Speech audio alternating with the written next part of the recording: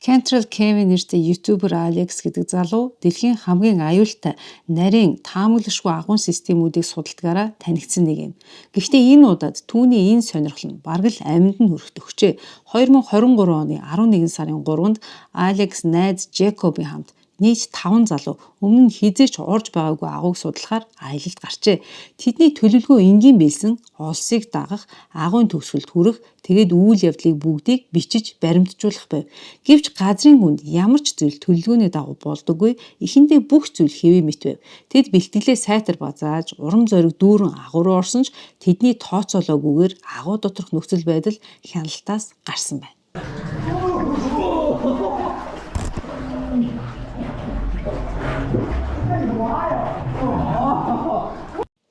Агуун гүн рүү нилээд явсны дараа усны түвшин огцом нэмэгдэж тэд устай тэмцэх хэрэгтэй болсон.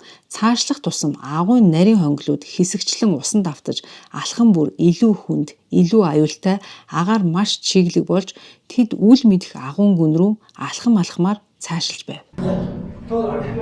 What happens if you pee in a wetsuit? Just asking for It just stays. I'm asking for a friend. It just stays. Last minute emergency source.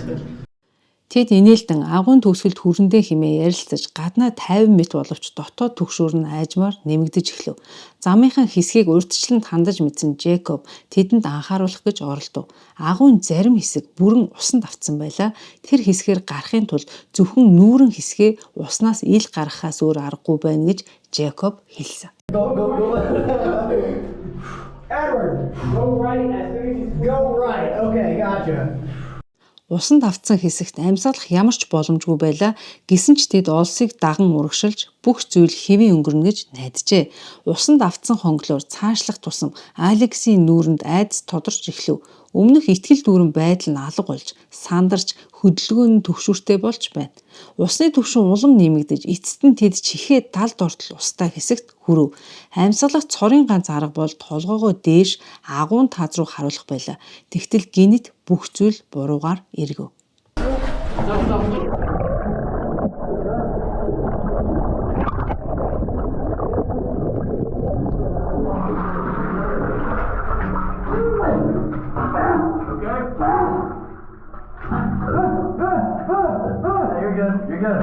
You're good. Oh my God! I'm coming out. All right, we'll back it out. Алексийн найз давтжээ. Амьсгалах гэж тэмцэхдээ тэр Алексийг хүчтэй түлхэж сандарснаасаа болж хоёулаа усанд живхтөхөв. Булангартаа хүйтэн ус, амьсгаа богдуулах мэдрэмж бүгд нэгэн зэрэг болов. Айдас бол агууд хамгийн аюултай байсан юм. Живх төгснөхийн дараа тэд яаж игээд толгоогоо уснаас гаргаж айжмаар гэрлийн зүг ухарч эхлэв. Энж бүрээр тэд өөрсдөө агуун ам руу буцаан татаж байлаа. Эцэст нь арай гэж ус татарсан хэсэгт хүрэхэд Алекс болон найзынхан биеийн шалбарч бүрэн туйлджээ. Энэ бүхний төгсгөл өөрөөр дуусч болох байсан ч тэдний амьд гарсан нь азтай тохиолдол байсан. Энэр нэгэн агууг судалж явахдаа маш аюултай нарийн хонгилд хүрчээ. Гэвч тэр буцсангүй агуун гүн рүү цааш мөлхөв. Тэр хөл хэсгээ нарийн хонгил руу чихэж оруулснаар бараг гацах төгсөн. Энэ бичлэгийг 2022 оны 1 сарын 10-нд амьсгал давчтам агуу дотор гацсан нэртэйгээр YouTube-д байршуулжээ. Caveman Hikes нэртэй сувгийн YouTuber үүнтэй төстэй олон 10 бичлэг оруулж байсан бөгөөд бичлэгүүдэд тэр урт эрсдэлтэй судалгааны дараа агуугаас амжилттай гарч чаддаг байв. Харин энэ бичлэгт байдал урдынхаас хамаагүй төгшүүртэй аюултай харагдаж байна. Problem. If I go Superman style, I can certainly get through, but then my clothes are going to bunch up and it'll look cool on camera, but very uncomfortable bunching clothes up and backing up at the same time. So one of the nice things about these is you can use your feet for leverage, and you can't see that, but I take my feet and I pinch it up against the ceiling, and then I use that to leverage myself backwards. So I'm leveraging myself through here. And I fit okay. It didn't look like I was gonna, but I'm pretty much... I just have a hard time leveraging myself to move myself over this knuckle. But it's gonna be a little lossy here. Хэсэг хугацаанд тэр агуун гүн рүү орохыг хичээсээр байсан ч эцэст нь бараг бүрэн гацснаа мэддэг. Trying to give you a decent view of what's going on in my little gumdrop's life here. I'll bring you closer. There we go. So it's all about leverage, and I don't know where my feet are here, but I'm working my way through here as I can. I can't turn and see. You see, this is the problem with the clothes bunching up. My knee pad's caught. Okay. Тэр мөчөд тэрээр цааш эрсдэлд орохгүй байхаар шийдэж ирсэн замаараа болгоомжтой ухарч эхлэв. Аз болоход тэр ямар ч гэмтэл бэртэлгүйгээр агуугаас гарч чаджээ. Энэ видео Action Adventure Twins нэртэй YouTube сувгаас гаралтай бөгөөд уг сувгийг Джеймс болон Эдвард гэх ах トゥ хоёр хөтэлдэг. 2020 оны ихэнх үеэс хойш тэд аюултай туйлын нарийн агуун системүүдийг судалж газар дор хадал явдлаа бичиж баримтжуулж иржээ. Гэвч 2021 оны 3 сард болсон нэгэн судалгаа тэднийг үхэлтэй тун ойрхон авчирсан юм. Тэд Жоржиа мужид байрлах алдарт Пэти Джон Кев агууг судлахаар шийджээ. Тэд энэ аврах төөрдөг байшин шиг агуун хид хідэн хэсгийг аль хэдийн судалсан байсан бөгөөд өмнөх аяллахаа нэгэнд нь бүр газар доорх хүрхрээ хүртэл нээж байв. Тиймээс энэ удаад тэд агуун өөр хэсгийг судлахдаа итгэлтэй байлаа. Гэвч энэ удаагийн аяллаа зорилго нь агуун хамгийн хэцүү хэсэг байсан. Нэр нь хүртэл сэтгэл санааны хямрал гэж нэрлэгдсэн хэсэг байв. Энэ нэр агуун энэ хэсэгт түүрсэн хүний сэтгэл зүг яг таг илэрхийлдэг. Аяллаа эхлэл тайван төлөвлөгөөний дагуу өрнсөн ах トゥ хоёр нарийн хонглуудаар явсаар агуун анхны нээлттэй танхимд хүрэв.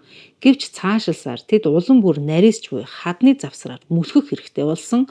Ойролцоогоор 25 минут мөлгсөний дараа тэд анхны томоохон сааттай тулгарчээ. Шавартай, гүн, нарийн нүхтэй нэгэн танхим. Энэ хэсгээр маш болгоомжтой явах шаардлагатай байсан. Нэг л буруу хөдөлгөөн хийвэл гүн нарийн хонгил руу унаж дахин гарч ирэх боломжгүй болох байлаа.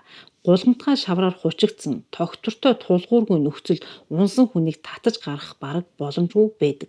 Энэ хэсгийг арайхийн давсны дараа тэд эцэст нь аимшигтай нэрээрээ алдартай сэтгэл санааны хямрал хэсэгт иржээ.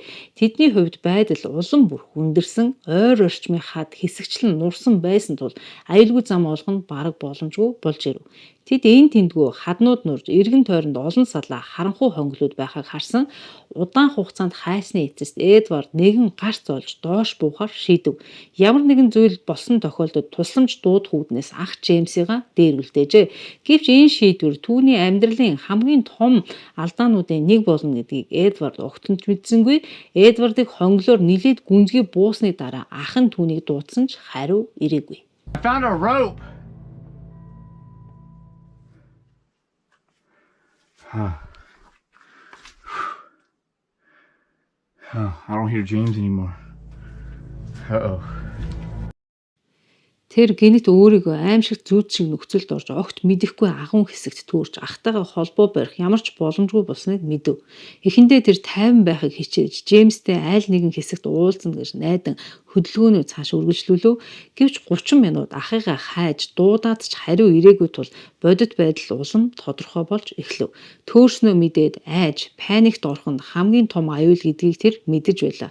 Ахтайгаа холбоо тогтоох олон удаагийн бүтлгүүн орлогын дараа Эдвард буцаад өөрийн алхмуудаа эргэж харахаар шийдэв.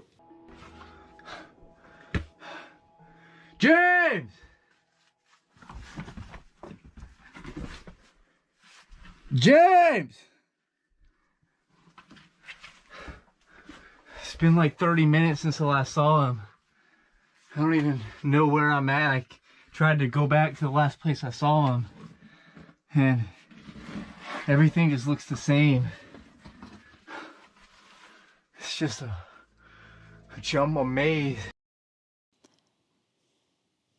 Харин тэр үед Эдвард замаа олох ямар хэцүү болохыг ойлгов. Бүх хонгил яг адилхан харагдаж байв. Нарийн хонгил хаа сайгүй хадан ханнууд нь хаагур явснаас санахад боломжгүй харагдана. Алхам дутанд байдал улам бүр аимшигтай болж байлаа. Нэг л буруу алхам хийхэд тэр шахагдан гарч чадахгүй нарийн хонгилд гацах, эсвэл бүр гүн ангал руу унах аюултай. Биедээ гэмтэл аваагүй ч хүчээ барахаас өмнө ирсэн замаа олох ёстой байв. Агуун сэтгэл санааны хямрал хэсэгт ирж сэтгэл догтлон бичлэг хийж эхэлсэн тэр мөч нь эцэстээ гонигтайгаар төгсөх болоод байв.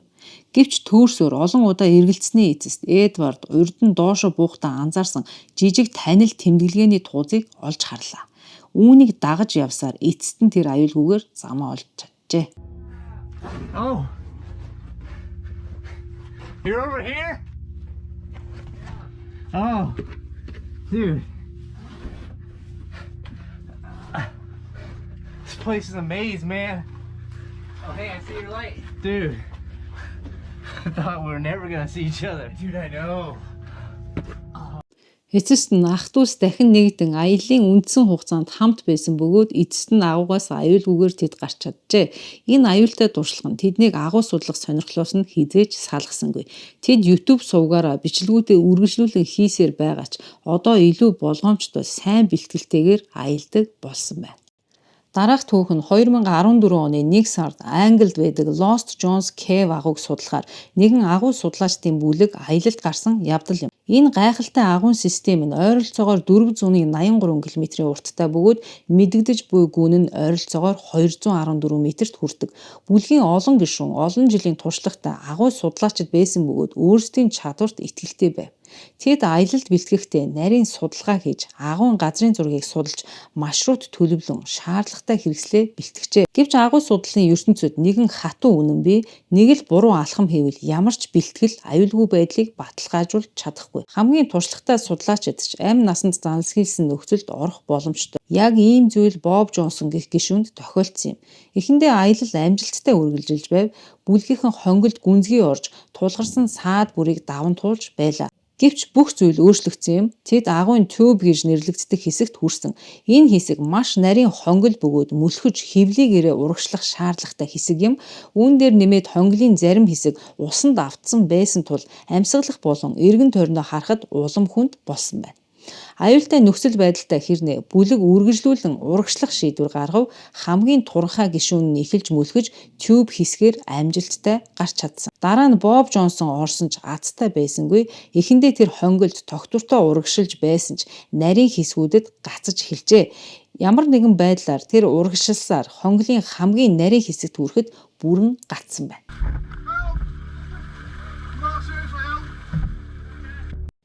Тэрээр хэвлийн хэсгээр хаданд шахагдж өөрийгөө чөлөөлөх гэсэн орлого нь байдлыг улам бүр дордуулж байв.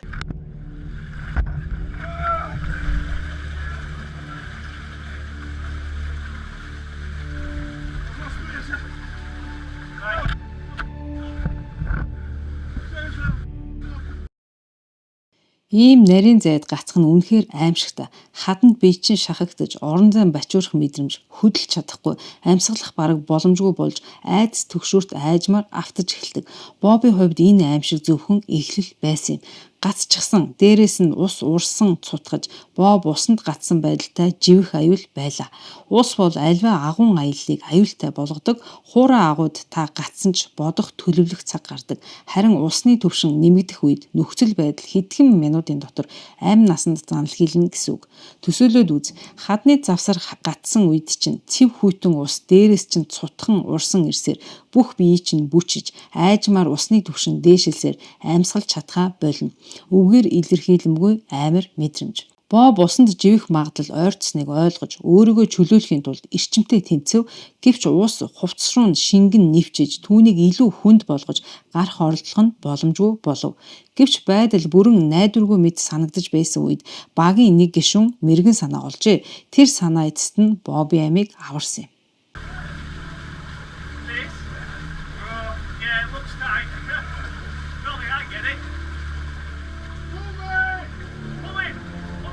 Боббиг цааш нь түлхэх гэж оролцсноос түүний ард нь байсан багийн гишүүн болгоомжтойгоор түүнийг буцаан татах аргыг хэрэглэв. Энэ амжилттай болж Боб эцэст нь чөлөөлөгдсөн боловч түүний сорилт төгсөөгүй байлаа. Дараа нь Боб сэтгэгдэл бичгтээ өөрийг нь авран гаргасан хоёр багийн гишүүнтэй хамт агуун өөр замаар гарахын тулд дахин 3 цаг мөлхөх шаардлагатай болсон гэжээ. Энэхүү тохиолдолд түүнд маш гүн сэтгэл зүйн сорилт үлдээсэн бөгөөд одоо ч гэсэн тухайн гацсан бичлэгийг үзэхэд хүчтэй төгшөөр сэтгэл зовнил мэдрэгддэг гэжээ. Энэ аимшигтай бичлэгийг Джекоб гэх туршлагатай судлаач бичсэн бөгөөд тэрээр хаягдсан уурхаануудын нууцыг илрүүлэх хоббитой нэгэн байв. Ойролцоогоор хаягдаад 20 жил болсон уурхаан хонглоор явж аяллахын бичлэгийг хийж эдгээр газруудын нууц түүхийг үзэгчдэд хүргэж иржээ. Гэвч энэ удаад тэр мартаж чадахгүй нэгэн зүйлтэй тулгарсан юм. 2017 оны 12 сарын 5-ны хүйтэн бороотой үдш Джекоб өөрийг нь газар доор юу хүлээж байгааг огт мэдэхгүйгээр хаягдсан уурхаан харанхуй эзэнгүй замаар машинаараа яв. Эхэндээ бүх зүйл хэвээ мэт санагдав.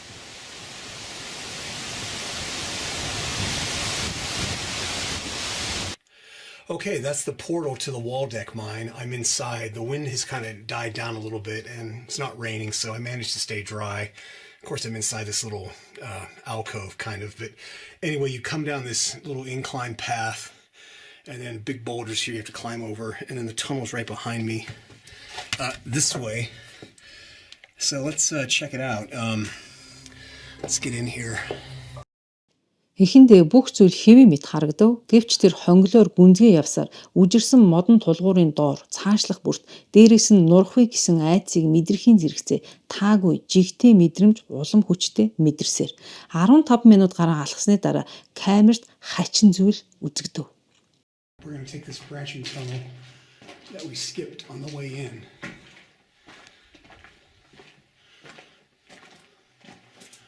I'm assuming that X means a dead end or somebody died. Хонглын гүнд бүдэг гэрэл үзэгдэв. Яг л хоолын занаас ирж буй гарч хийдингийн гэрэл мэт. Эхэндээ Джекоб үүнийг анзаарсангүй. Гэхдээ хитгэн хормын дараа хонгол дундуур аимшигтай төгшүүр төрүүлэх хүний гимээр хачин дуу хоолой цуурайтав. Нүдэнд үл үзэгдэх газраас ирж буй аимшигт чимээ мэт сонсогдож байна.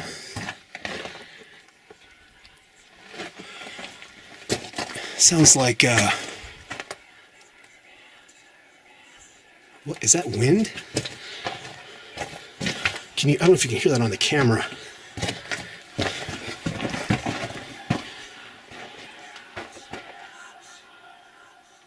Do you hear that? It stopped.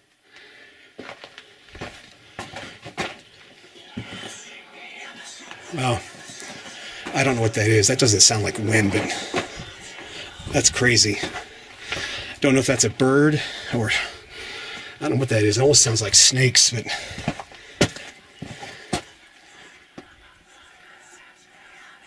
wow. I've heard some weird stuff in mines, but that is definitely creepy. I don't know what that is. So let's get out of here and head back out to the portal. That was weird. I think I keep hearing something. That was strange. I hear the air blowing here. Wow. I'm getting out of here, and you can really hear that airflow. I'm getting out of here and heading home. Сандарсан Джекоб буцаж гарах зам руугаа явлаа. Гэсэн ч явах замдаа өмнө нь анзаараагүй өнгөрсөн өөр нэг хонглыг олж болгоомжтойгоор судалгаар шийдэв. Looking down the tunnel here.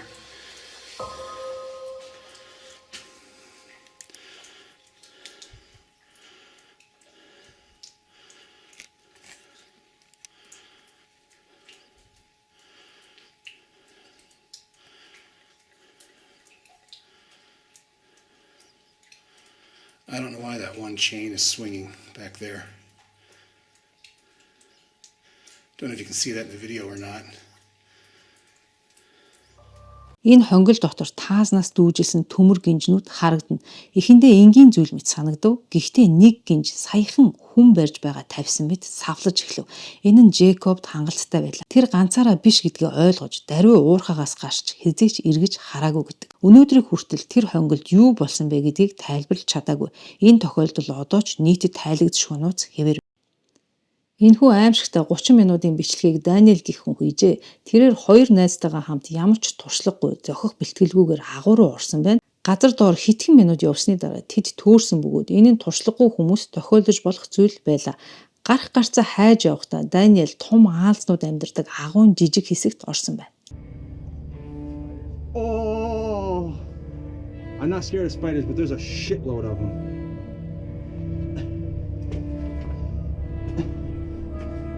Okay, spiders, don't touch me and I won't touch you. Аалзнуудын хажуугаар байдлыг улам хөндрүүлж нэг найз нь агун хан хооронд гацагт өгчээ.